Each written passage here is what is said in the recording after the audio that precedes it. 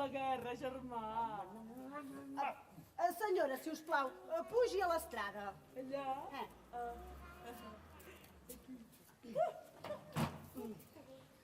Posi la mà dreta sobre els contes de Perrol. Oh, però jo sóc d'esquerra. Tant se val, això! Jura dir la veritat, tota la veritat i només la veritat? Ho juro. Segons sembla, un dia vostè li va dir a la seva filla, l'anomenada Caputxeta Vermella, que anés a l'altra banda del bosc a portar mel i mató a casa de la seva àvia. Sí. És veritat, això? Sí, senyoria. Així doncs, vostè va incitar a la seva filla a travessar el bosc completament sola? Sí, senyoria, però li vaig recomanar que no s'entretingués pel camí i que no se'n desviés, perquè travessar el bosc era molt perillós, ja que per allà sempre hi rondava el llop ferotge. És aquest el llop que presumptament rondava pel bosc? Ui, sí, és ell, no puc ni mirar-me, estic traumatitzada. Continuï amb la declaració. La Caputxeta va recollir el cistellet amb la mel i el mató ecològics i es va posar en camí. La nena havia de travessar tot el bosc per arribar a casa de l'àvia, però no li feia por, perquè allà sempre hi trobava molts amics. Els ocellets, els esquirols, les formiguetes. Ai, la naturalesa és tan meravellosa. Ai.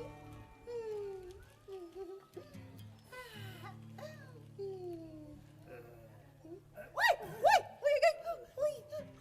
On vas, nena? Vaig a casa de la meva àvia. No és lluny. Per què no agafes aquesta drecera i arribaràs abans a casa de l'àvia? Ai, és que la meva mare m'ha dit que no em desviï del camí. No li facis cas a la teva mare. A més, per aquesta drecera hi trobaràs floretes per fer-li un ram de flors a la teva àvia. Potser sí. Gràcies, llop, per aquest consell. Ui! El llop se n'ha anat. No tinc res a témer. L'àvia es posarà molt contenta si, a més de la mel i el mató, li porto un ram de flors ben bonic.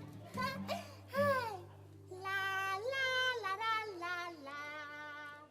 Aleshores jo vaig trucar a l'àvia, la mare.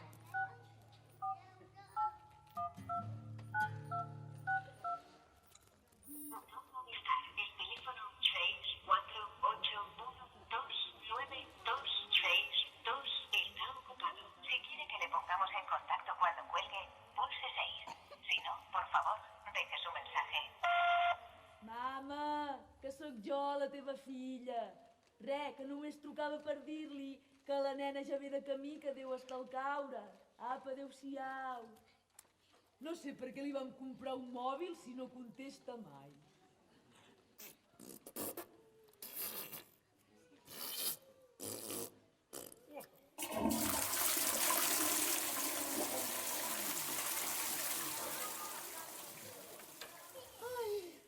Ja m'he quedat molt més tranquil·la.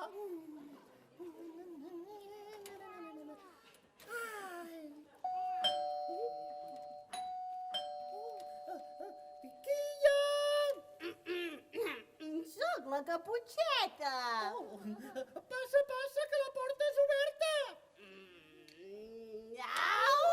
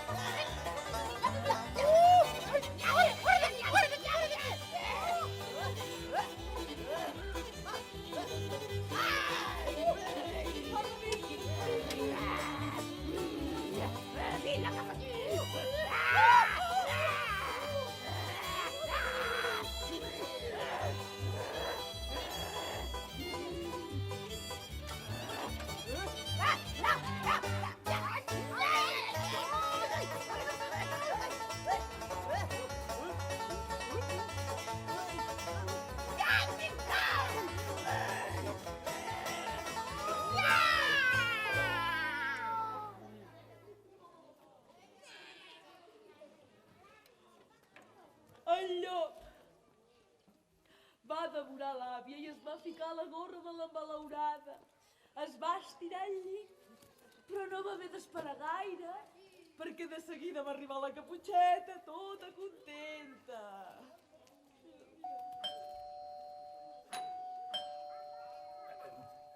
Qui hi ha? Soc la Caputxeta. Passa, passa, que la porta és oberta.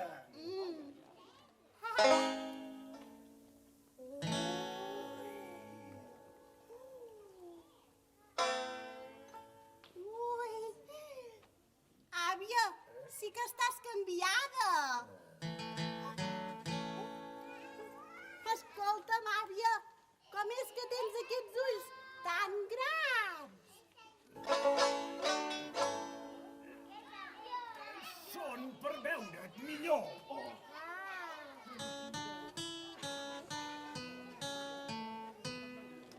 Àvia, i com és que tens les orelles tan grosses?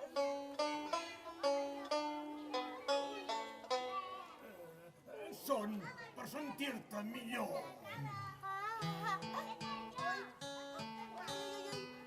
I àvia, per què tens el nas tan gran?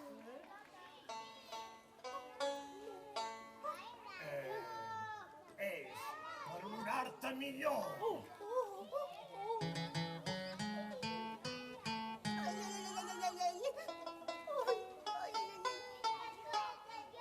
Àvia, per què tens la boca tan grossa?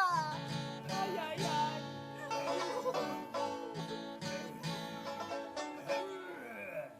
És per menjar-te millor. Ai! No, deixa'm estar!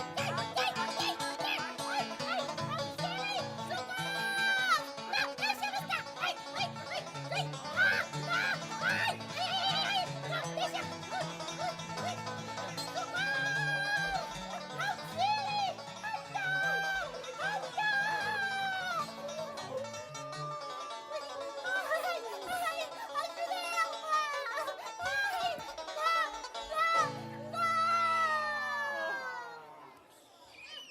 Quin mal rotllo de dia. I quin mal rotllo de llop. Em sap molt de greu, però és que tenia molta gana. Prou de lamentar-se. Contra factum not valen argumentum. És a dir, contra els fets no hi ha excuses que serveixin. És veritat, senyoria, però actus non facit reum, nisi mens sit rea. Què vol dir? L'acte no farà culpable la persona, tret que la ment sigui també culpable. Caram, parles llatí? Em defenso. Senyoria, vull explicar què va passar després. Un caçador que passava per allí va sentir els crits de la Caputxeta.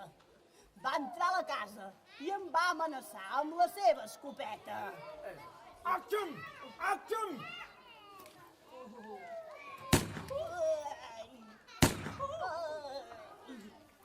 Després va treure un ganivet molt gros, i em va obrir la panxa de dalt a baix. La Caputxeta i l'àvia en van poder sortir. I després me la van tornar a omplir de pedres.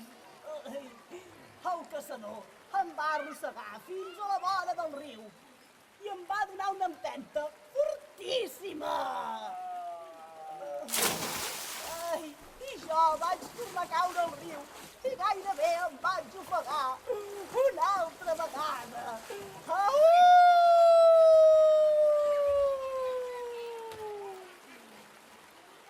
Si fos vegetarià, això no li hauria passat.